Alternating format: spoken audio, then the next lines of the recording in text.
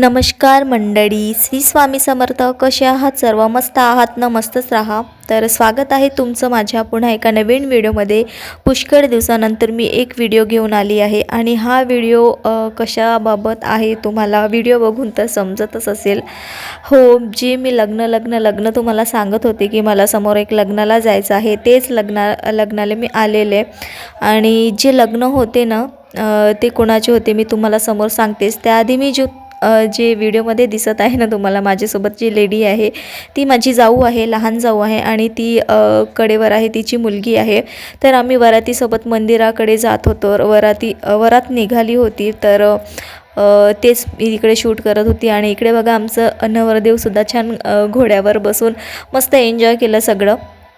आता जी ही वरात निघत आहे ना ती मंदिराकडेच जात आहे. मी आल्यानंतर जास्त काही शूट केलं नाही, कारण की लग्नात आलेले आणि असं कार्यक्रम असलं की सगळे पाहुणे मंडळी एकत्र येतात आणि बोलणं चालणं असतं, त्यामध्ये विसरूनही गेले. आणि पाहुणे मंडळीसोबत बोलता आणि त्यांच्यासोबत काय शूट करायचं मला तरी बरं वाटत नाही. आपले सगळेजण असतात त्यांच्याशी छान गप्पा मारता म्हणजे लक्षातही नव्हतं आणि बरंही वाटत नव्हतं की प्रत्येक वेळेस मोबाईल ऑन करून कॅमेरा ऑन करून शूट करणं मला तरी ते बेटर वाटत नव्हतं, म्हणून मी काही केलं नाही.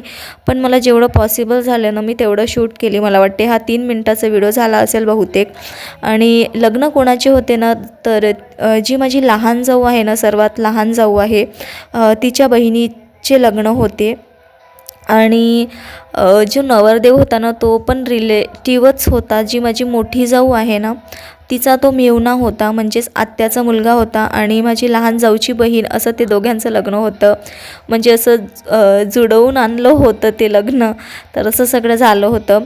तर दोन्ही साईड ग्रूम साईड आणि ब्राईड साईडकडून सुद्धा आम्हाला इन्व्हिटेशन होतं. तर आम्ही खूप एन्जॉय केलं या लग्नात.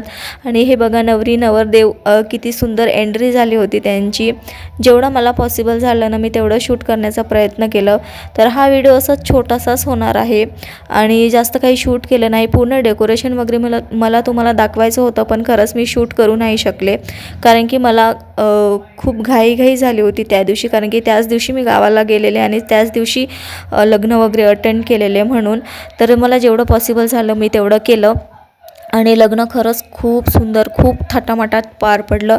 लग्न वगैरे करून पार पाडल्यानंतर मला दुसरीकडे सुद्धा जायचं होतं, तर तिकडे गेले होते मी.